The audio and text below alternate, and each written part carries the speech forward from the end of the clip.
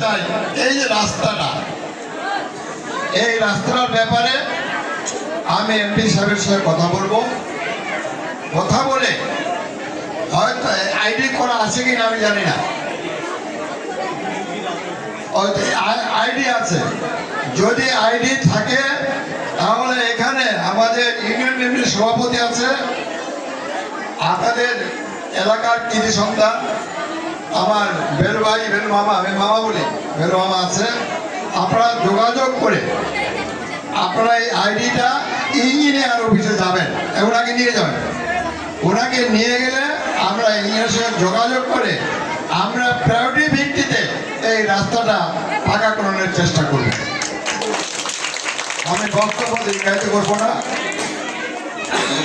আপনাদের এই অনুষ্ঠানে বিঘ্ন ঘটায় আমি আন্তরিকভাবে দুঃখ প্রকাশ করছি এবং আপনাদের অনুরোধ জানাই, আমাদের আজকের বাংলাদেশের যিনি প্রধানমন্ত্রী জননেতা জনাব তারেক রহমান, উনি একটি বাজেট ঘোষণা করেছেন।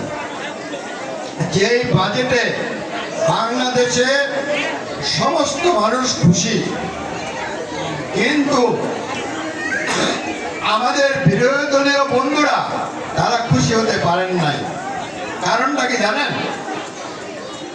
আপনারা অনেকে জানেন না। কারণটা হচ্ছে বিড়ির দাম বৃদ্ধি করেছে, সিগারেটের দাম বৃদ্ধি করেছে, গাঁজার দাম বৃদ্ধি করেছে, মদের দাম বৃদ্ধি করেছে। এটা একটা কথা ভাই, আপনারা বলেন তো, আপনারা মামুনরা বলেন তো, আমাদের প্রয়োজন, নিত্য প্রয়োজনীয় জিনিস যেটা আপনাদের প্রয়োজন, এই প্রয়োজনীয় প্রত্যেকটা জিনিসের দাম আমাদের প্রাণ প্রিয় নেতা বাংলাদেশের প্রধানমন্ত্রী তারেক রহমান প্রত্যেকটির মূল্য কমিয়ে দিয়েছেন। এই জন্য আমরা তার জন্য একটা করতালি জানাই এবং আগামী দিনে আমরা আমাদের যে সামাজিক সাংস্কৃতিক বন্ধন আছে, হিন্দু মুসলিম বৌদ্ধ খ্রিস্টান, আমরা অটুট রেখে কাঁধে কাঁধ মিলিয়ে হাতে হাত মিলিয়ে একসাথে চলতে চাই।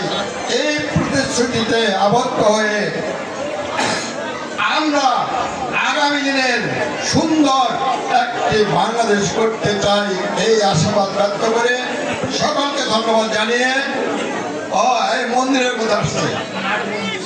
আচ্ছা, এই যে মন্দির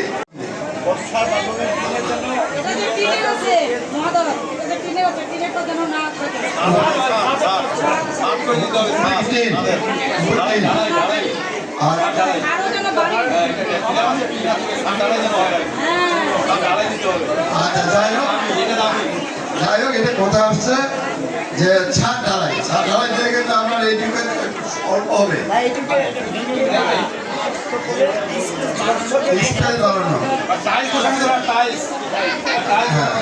আমরা এইটুকু কথা হচ্ছে, আজকে মাননীয় এমপি সাহেব যদি থাকতো উনি একটা করে বছর বাদ যান না, প্রত্যেকটাতে যান। আপনারা নিশ্চয়ই শুনেছেন, জাতীয় সংসদে দাঁড়িয়ে বাংলাদেশের একমাত্র এমপি মঞ্জুর ইসলাম মঞ্জু, উনি বলেছিলেন, আমি সনাতন ভাইদের প্রতি কৃতজ্ঞতা প্রকাশ করছি। এটা বাংলাদেশের ইতিহাসে বিরল, এটা কেউ কখনো বলে নাই, আমাদের এমপি সাহেব বলেছে। কাজেই এমপি সাহেবের দায়িত্ব, আমিও যদি ভবিষ্যতে চেয়ারম্যান হই, আল্লাহ যদি ডাকে, আপনারা যদি ভোট দেন, যদি হই আর হই আর না হই,